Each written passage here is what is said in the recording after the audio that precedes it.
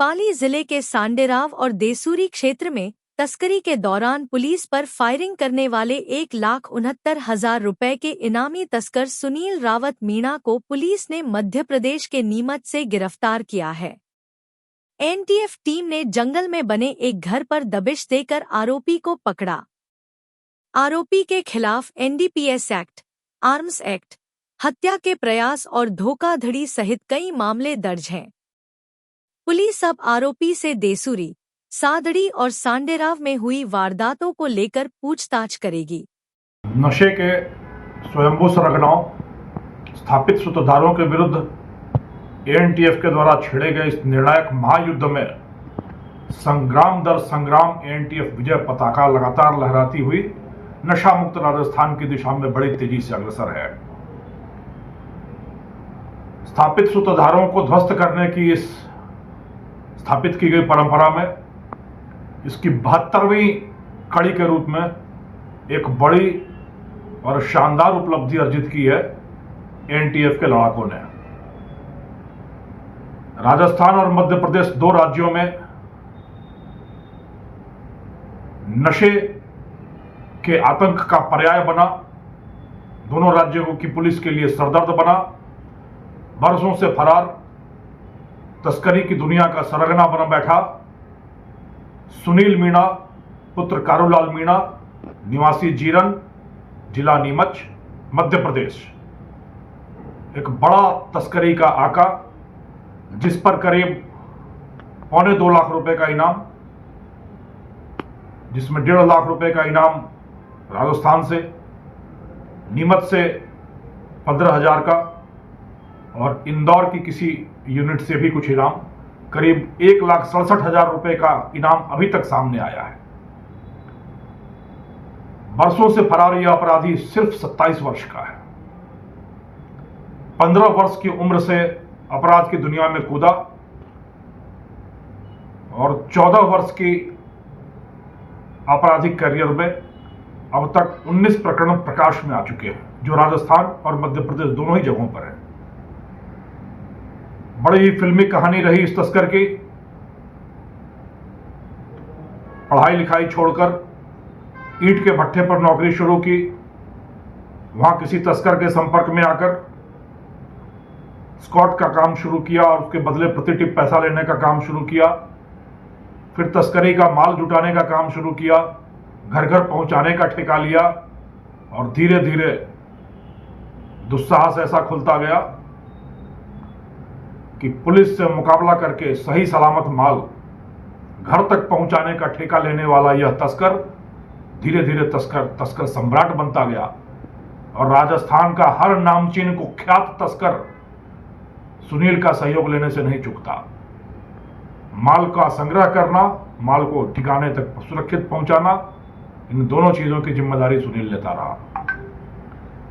कम से कम 4 ऐसे प्रकरण प्रकाश में आ चुके हैं जहां पुलिस से मुकाबला हुआ, फायर किया गया, कई पुलिसकर्मी घायल भी हुए, पर माल लेकर सुरक्षित भाग निकलने में सुनील कामयाब रहा। इतने बड़े नशे के आतंक के पर्याय सुनील की गिरफ्तारी को एक चुनौती के रूप में लेते हुए एनटीएफ ने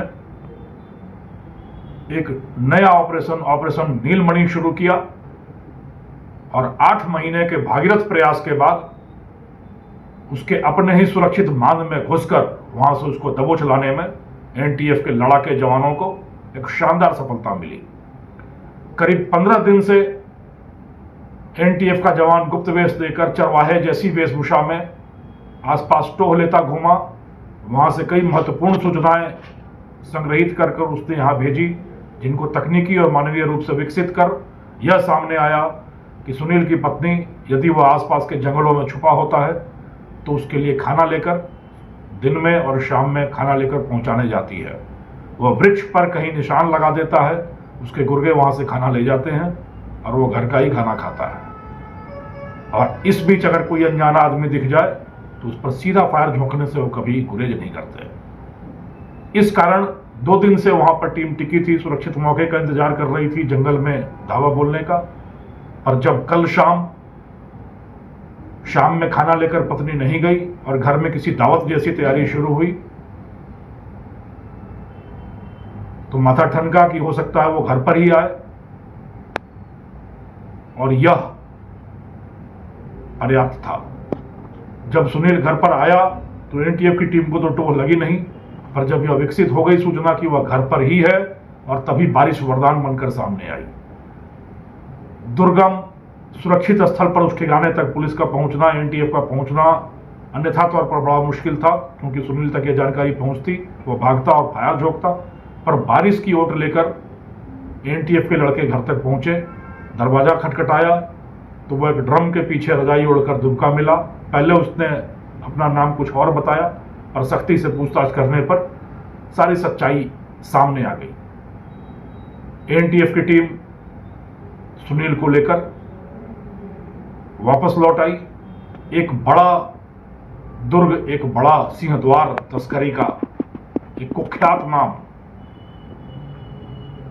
ध्वस्त हुआ। 1,67,000 रुपए का इनाम अभी तक सामने आया है। इस 72वीं कड़ी के साथ ही करीब करीब 19 लाख रुपए के वांछित दुर्दांत सरगनाओं की गर्दन पर हाथ पहुंचाने का काम एनटीएफ संपन्न कर चुकी है। और ऐसे न जाने कैसे कितने तस्कर अभी भी तस्करी की दुनिया में बेताज बादशाह बनने का सपना सजोए, चमक दमक और चकाचौंध से अभिभूत होकर नई पीढ़ी को इस नशे की दलदली दुनिया में धकेलने के लिए लगातार अग्रसर है।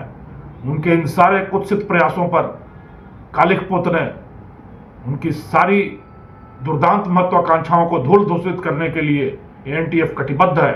और ऐसे वो सारे अपराधी, वैसे सारे सूत्रधार, वैसे सारे वांछित तस्कर जो यह सोचकर कि वो पुलिस की आंखों से दूर रहेंगे, पुलिस की आंखों में धूल झोंकेंगे और कानून का शिकंजा उन तक नहीं कर सकता, उनके लिए कविता के तौर पर बहुत स्पष्ट संदेश एनटीएफ की तरफ से है।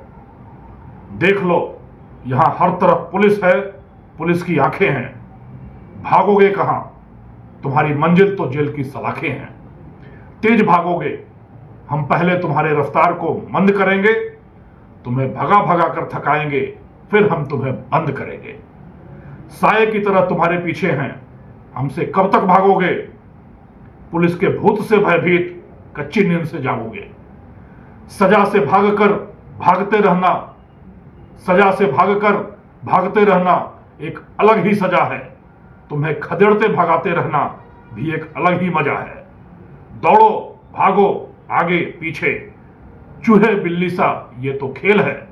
दौड़ो, भागो, आगे पीछे, चूहे बिल्ली सा ये तो खेल है। आखिर पहुंच गए ना तुम, तुम्हारी मंजिल तो जेल है। सारे अपराधियों की आखिरी मंजिल, आखिरी मुकाम, आखिरी ठिकाना जेल की सलाखें हैं, जहां उन्हें अपने पाप का प्रायश्चित करना है, कि ये करने का फल भुगतना है। और युवा पीढ़ी इन अपराधियों का हश्र देखकर, इनका विध्वंस होते देखकर अपना दिमाग खोले, अपने दिमाग के तार खोले और इस अपराध की दुनिया की ओर प्रवृत्त होने की बजाय मेधा, मेहनत, परिश्रम से अपना मंजिल पाने, अपने मुकाम तक पहुंचने की साधना पर लगे। इस पूरी पीढ़ी से हमारा आह्वान है कि राजस्थान की गौरवमयी, पराक्रमशाली, शौर्यमयी परंपरा को कायम रहते हुए अपनी जिंदा दिली के जोर पर, अपने बाजूबल के जोर पर, अपने पराक्रम के दम पर अपनी मंजिल हासिल करें, न कि इन तस्करों की तरह नशे की दलदली दुनिया में घुसकर अपना, अपने परिवार का, अपने समाज का, इस राज्य का भविष्य धूल धूसरित करें। जय हिंद, जय राजस्थान।